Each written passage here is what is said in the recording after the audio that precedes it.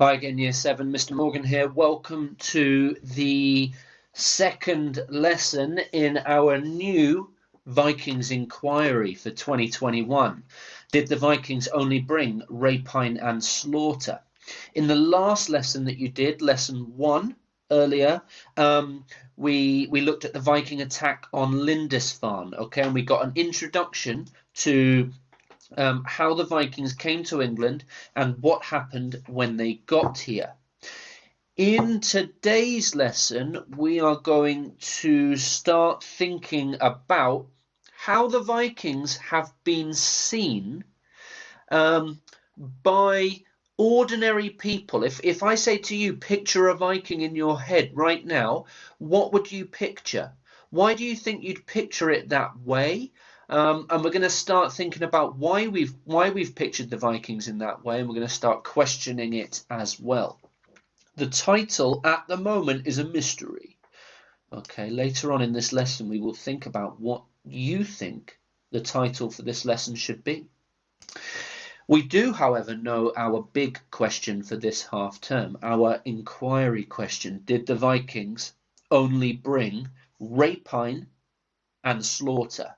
Rapine, remember, equals theft, stealing. Slaughter equals killing. So we're questioning this idea. Did the Vikings only steal things from people and then kill them? Or did they bring something else as well? There's a few key words, key terms for this lesson 2. The first one is interpretation. Now, an interpretation is a way of seeing something. So if you look at this image here, what do you see? Do you see a duck or a rabbit? Some of you will see a duck straight away. Others of you will see a rabbit. Some of you will interpret this image as a duck.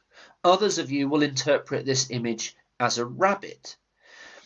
Once you realize that this image can be interpreted in more than one way, you can start to see that people interpret things in different ways.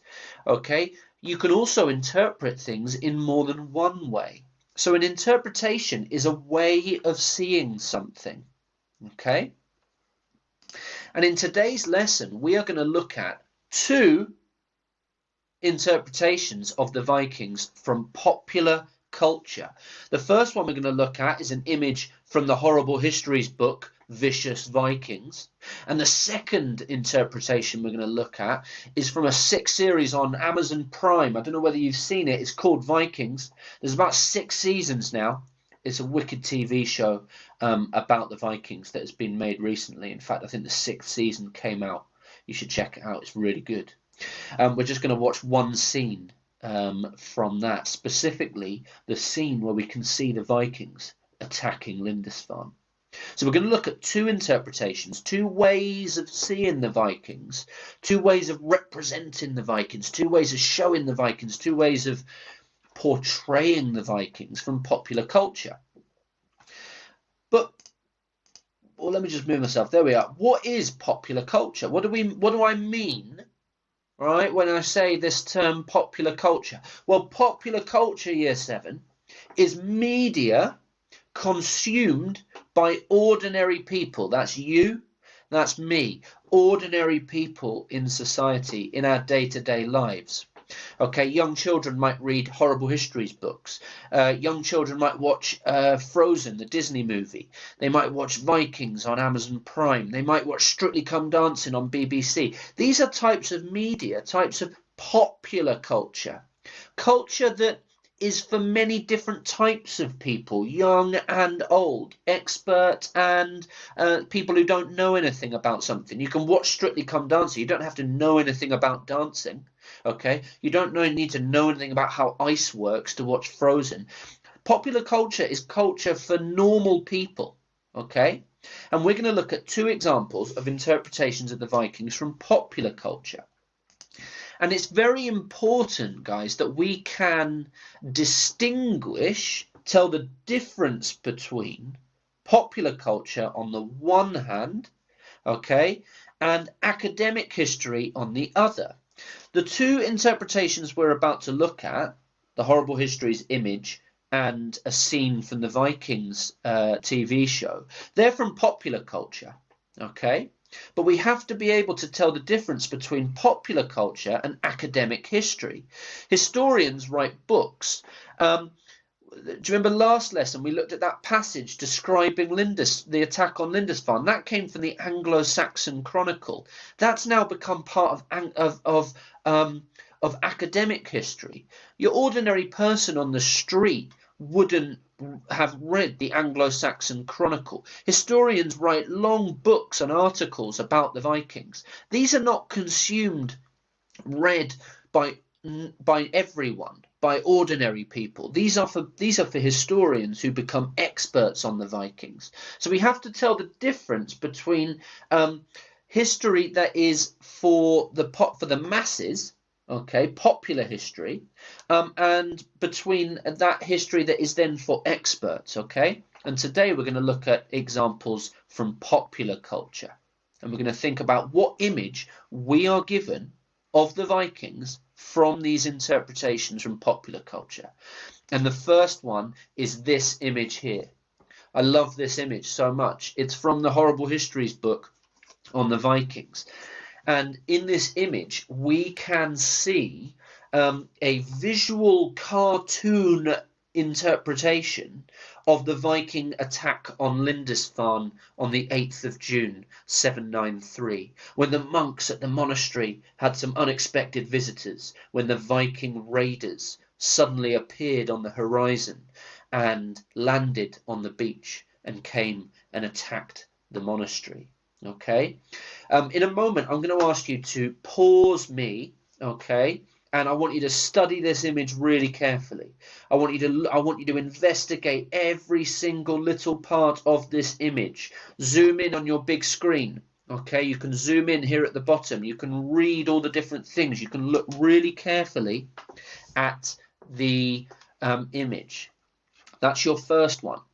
Your second interpretation from popular culture is the opening scene from the Vikings series. Okay, the link is here. You're going to click on this link. It's going to take you to YouTube. You're going to see about a 4-minute video of the first scene from this wicked series, The Vikings. Okay, and in that scene, you're going to see the Vikings attacking Lindisfarne. I'd like to watch that. Once you've done that, you're then ready to start answering the questions. So there are going to be 4 questions in total that we would like you to write out. Let me just get rid of this. You don't need that. So there are going to be 4 questions. Number 1, I want you to think about the image that you looked at on slide. It's actually slide 7. So let's change that to slide 7. What adjectives could you use to describe how the Vikings are being portrayed in the image on slide 7? That's this image here. Are they being portrayed? Portrayed means shown. Are they being shown as nice, friendly people? Are they being shown as scary people? How many adjectives, remember adjectives are describing words, can you come up with to describe the Vikings based on this image here on slide 7? Okay, that's question 1. Question 2, how does this interpretation on slide 7 portray the Vikings? Can you write a short paragraph, please? Okay, this interpretation portrays the Vikings as, use some of the adjectives that you came up with on question 1 to write a paragraph describing how this interpretation portrays the Vikings. How does this interpretation show the Vikings?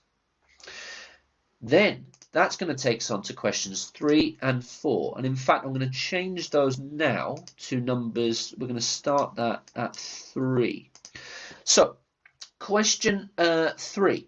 You're now going to think about the scene that you watched on YouTube, the first scene, the attack on Lindisfarne from the series The Vikings. What adjectives would you use to describe how the Vikings are being shown in this scene? How are the Vikings being portrayed in this scene? Watch it again if you need to. Once you've done number 3, you can then attempt question number 4. How does this scene, how does this interpretation portray the Vikings?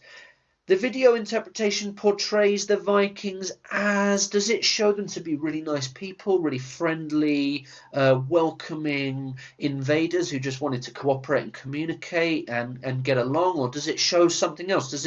What picture are we getting of the Vikings from this opening scene? So we would like you to answer these 4 questions: 1, 2, 3, and 4. Now you can do this on a piece of lined paper, all right, or you can do it on Microsoft Word, or and if you're doing it on lined paper, you can take a photograph and send it to your teacher or submit it on Microsoft Teams. If you're doing it on Microsoft Word or Microsoft PowerPoint, you can then upload it as a file onto your Microsoft Teams page so your teacher can then have a look at your answers. Once you've done those answers, upload them, and your teacher will then give you some feedback. And then finally for this lesson, okay, do you remember at the beginning there was no title? That was deliberate. What do you think the title for this lesson should be? It has to have a question mark, okay? It needs to be a question. So it must have a question mark at the end. Can you use the words popular culture in your question? See if you can get these 2 words in it. Once you've got some ideas, can you share your ideas for the title for this lesson in the chat bar on your Microsoft Teams page, please? All right, guys, well done. That is the video guide for lesson 2. I hope it's all clear. Okay. Your teacher is looking forward to receiving your work for this lesson. Stay tuned for more from me. Lesson 3 will be coming soon. Peace out.